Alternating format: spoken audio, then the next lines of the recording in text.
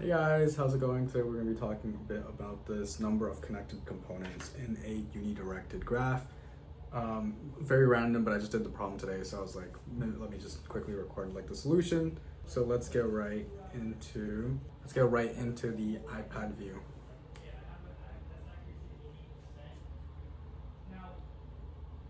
Okay, so so we can actually see the problem here. It's saying that we have an undirected graph of n nodes labeled from 0 to n minus 1, and you're also given an integer n, and so, okay, like one of the arguments is the integer n and a array of edges where these represent all these connections. So edge I represents the connection from node AI to PI, whatever.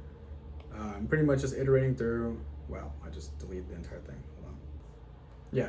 So this edges array goes ahead and has all these connections. So let's say we just make some random connections over here. So this edges would have like 1 and 2, 2 and 3, 4 and 5, 5 and 6. Right? It would have something like that. If you had 7. It wouldn't appear in that because it's by itself. It's not connected to anything. Okay. So pretty much what we're tasked with is returning the number of connected components in this graph. So this is actually a relatively simple problem. There's not much to do this, but there's two kind of approaches that I kind of want to touch on. One is the approach I took when coding it up, because it was just very simple in my opinion. But yeah, so first is the approach I took. So the way I went about doing this, if we have these connections, right? First of all, this edges array is kind of like inconvenient to us. I would rather have some kind of array that corresponds all the nodes to all their neighbor nodes. So in this case, this would be like 2 would be like 1 and 3. And this is a representation of this graph that we have, right? So I would like to see something like this.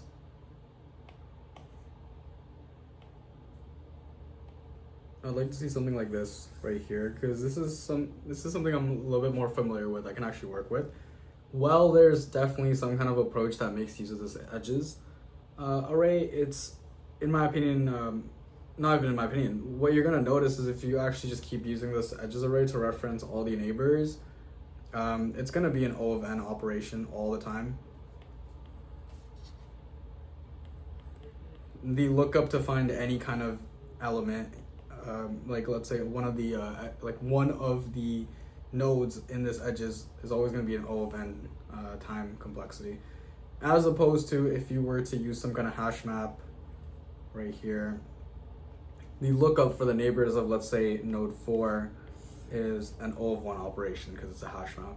So the first thing we're gonna do is we're gonna make something that goes ahead and converts all the edges to our dictionary of nodes and their corresponding neighbors. Okay? That's not too difficult to do. This is a high level, so I'm not really gonna write the code, but it's a very simple code. You iterate through. You pretty much iterate through this, and you would look up the elements and just simply, you'd look it up in the hash map. If it doesn't exist, you create an array. If it does exist, you add to that array. And that array, the value being the key, the neighbors, right? And the key is like the lookup. Anyway, so that's about it for that aspect. Now let's actually look at the approaches. Okay, so the idea that we're gonna go with is to do a breadth first search, a depth first search, but a breadth first search here would also work. And I think in terms of space complexity, it would be roughly the same as well, because the depth first search makes use of the heap anyways to add elements that's constantly visiting into its depth. But the breadth first search is a little bit more, in my opinion, it's more elegant, but also more difficult to code up maybe. But the depth first search works, so we're just gonna use that. So the idea is all these nodes kind of exist in our hash map, right? this hash map that we created over here, all of the nodes exist. Let's just call this lookup. So all these nodes do exist in lookup over here. What we're gonna do is we're gonna do a depth first search for every single value in the lookup, and we're just gonna keep doing this depth first search, right? So we're gonna have some depth first search function that takes a node and one more argument that I'm not gonna expose right now. So it's gonna take one more argument, okay? But pretty much, look, if we do this depth first search, we visit node 1, it tells us that's neighbor is node 2, so we visit node 2, and its neighbor is node 3, so we visit node 3. Okay, that's relatively simple.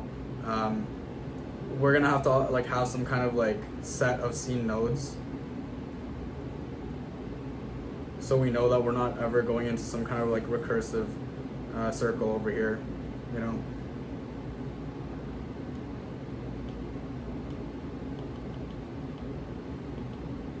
Okay.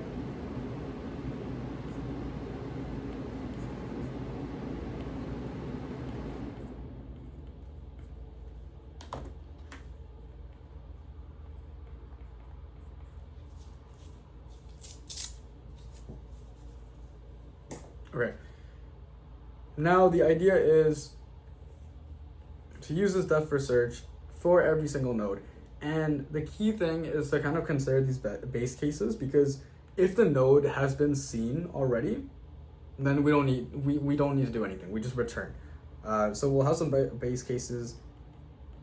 If node is seen, that just means we check if it's in the seen nodes over here.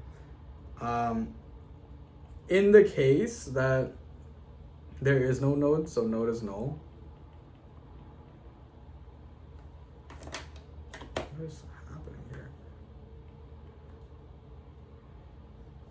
Okay, that's another base case. It probably won't be the case that happens, but yeah. And that's about it. Now, okay, yeah. So now if we are that's about it for that. And then we actually run the depth first search function on every single node. You'll know that let's say our run has at 1, it'll add all these other nodes by doing the depth first search into our scene set. So when we actually run in when we actually run it on these nodes, because it's recursively going through this lookup, it'll see that it's already been visited and just not do anything. Okay.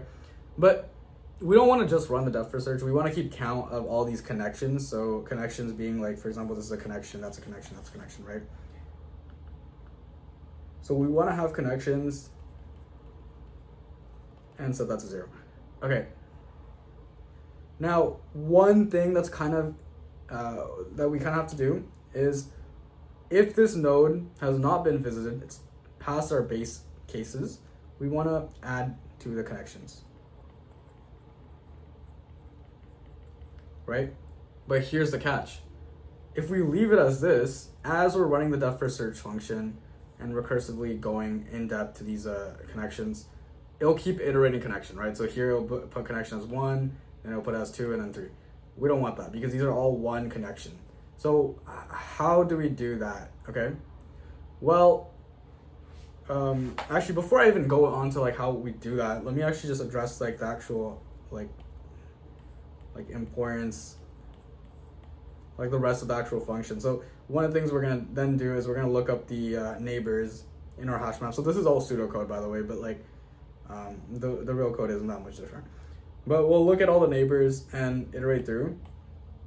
So for the nodes in the neighbors, so keep disconnecting.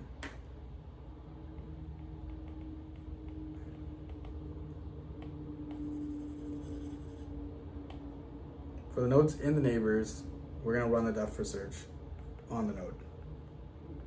Okay, cool. So that's where we get this, that's where the depth. Okay, but here's the thing. Now when we run the depth first search, right, if we're calling this part of the depth first search instead of this part, and this part being when we're actually iterating through the lookup, we don't want to implement something that increases connections in this part. So here's what we're gonna do. We're gonna add some Boolean variable right there. And for this part, we're gonna call it false. It doesn't matter. It actually depends on what you put this condition to be. But if the condition of the Boolean is true,